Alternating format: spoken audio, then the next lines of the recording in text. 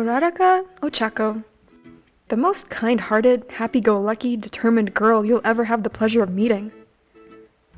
It wasn't hard to see why you liked her so much. After all, she's been your best friend all throughout your first year together.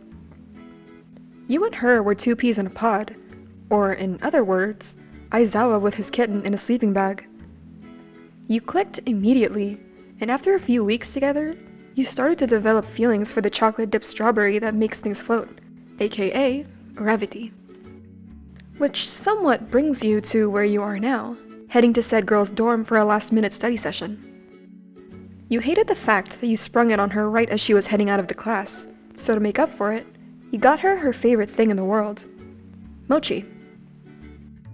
As you were about to do your signature knock on her door, she opens it, giving you a full view of her current state. She wore a pink, off-the-shoulder shirt that had lace detailing, along with a pair of black shorts that ended just above the knee. Her shoulder-length hair was neatly brushed and seemed silkier than usual. Her soft, round face was a bit less textured than you remembered, and her cheeks, which normally had a pink tint to them, had a bit of a darker, more obvious appearance.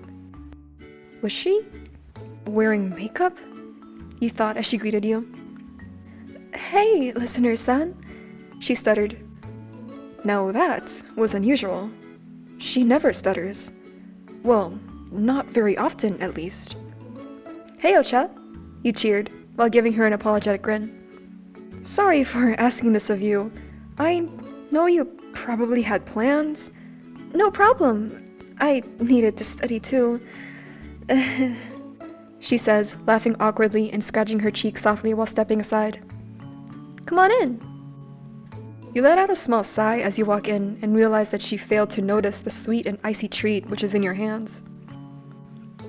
You gently tap her shoulder before sitting down at the pale pink kotatsu in the middle of the room. Said room also seemed a lot more organized than usual. However, that wasn't too important. What was important was how Ochako was acting. She was extremely stiff and rigid, but you decided not to pay too much attention to that either. "So, I brought mochi," you announced, gesturing to the pale blue box.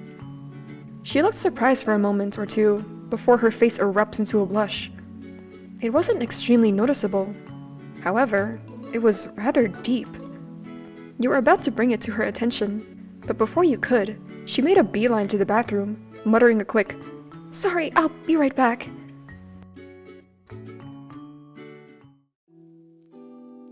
Popping a piece of mochi in your mouth, you took the time she was gone as a sign from whatever was in the clouds to check around for clues of why she was acting so strange. After taking a quick scan of the room, you noticed a book that was open with hot pink sticky notes coming out of it under her bed. When you got close enough to it, you noticed your name being mentioned quite a bit. Quickly, you snatched the book and sprint to the kotatsu. Placing it on the table and sitting down, you skim through the page and see all of the writing on it.